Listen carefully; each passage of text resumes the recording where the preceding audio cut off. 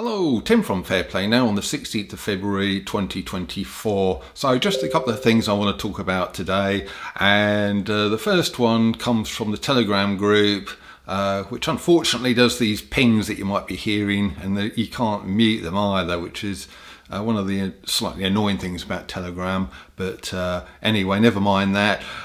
So on the Fair Play Now Telegram group, someone's posted something that's been forwarded by Dr. Kat Lindley, and apparently she's saying, today a law was passed in France qualifying any opposition to Romeo November Alpha, you know, the things, that particular type of thing.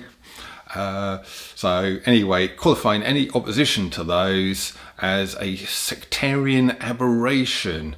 It carries a penalty of up to 3 years imprisonment and €45,000. It will not tolerate any criticism of these things, which will be recommended or made obligatory by the state. Any person who dares to openly criticise these things will be liable to these fines and imprisonment.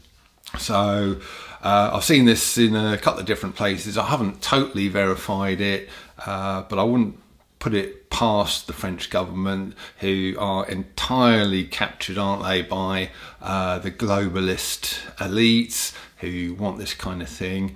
And it just means people like I said in my last video, Nigel Farage, well, he'd be in hot deep water, wouldn't he, if he was in France, if this new law really is the thing over there.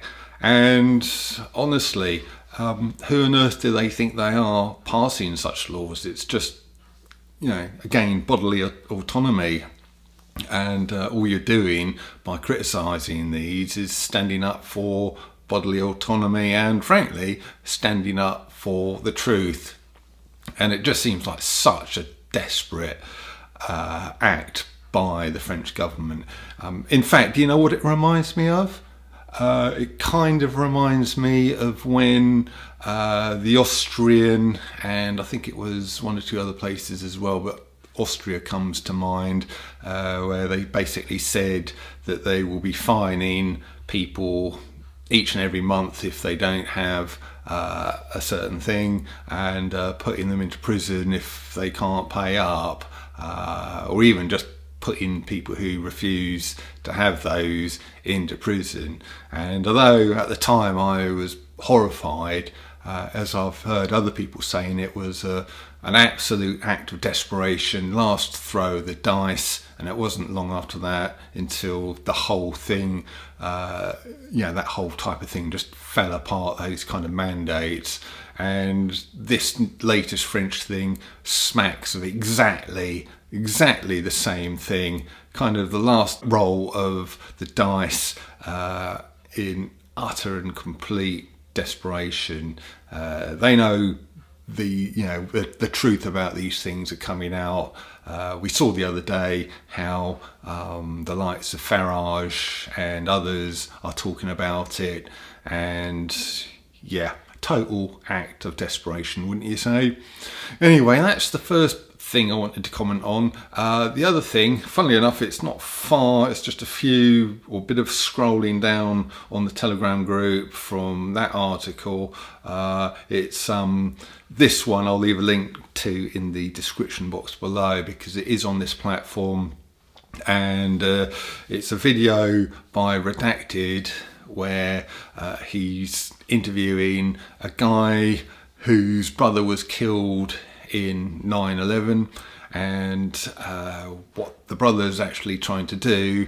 The brother was one of the British victims in that event, and what we can do in this country is have inquests into people's deaths, and if the verdict isn't liked, or the family come across new evidence, etc., we can request and appeal. So that is what's happening. Of course, the authorities, in no way do they want to open this can of worms, but looks like this brother is trying to force their hand into doing so. And on this redacted article, they explain exactly what the situation is, and you can also help to fund their latest legal fees.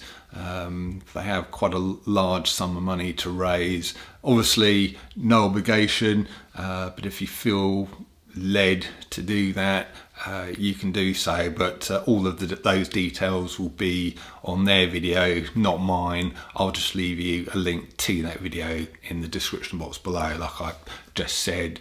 So yeah, just a couple of things there, but going back to the first one, I think things are falling apart from them, and it's important that we keep, kicking at that sort of front door until it sort of crashes open. And we need to do this. We need to expose the whole thing, because when we do, it means that laws like that in no way can be enforced or implemented, really. And we just need to expose the truth, and both on this topic, and also on things like 9/11 as well. There's just seems to be so much evidence out there that suggests that the mainstream narrative on that particular happening isn't right, isn't true, and we just need to keep attacking them on all fronts, get the truth out there, and as long as we do that, we will win this. Because Lorraine's got a meme. I can't remember where she's got it. I think it might be on one of our calendars that we got at Christmas for the new year. But on obviously the February section, there's just a little meme on there which says, I'm sure you've probably heard this actually, but let's just remind you of it for a Friday evening. There's 3 things you can't hide: the sun, the moon, and the truth. And so apt, isn't it? There's no way you can bury the truth, hide the truth, and hope to sort of keep it buried forever. Certainly not in this day and age of when truthful information, facts and evidence are relatively easy to uncover and unearth.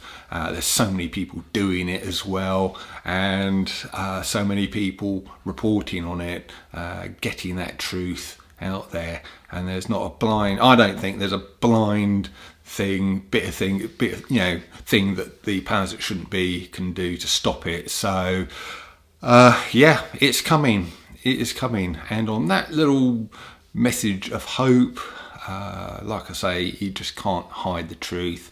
I'll leave it, and I'll be back soon. Tim from Fair Play Now. Thanks for watching.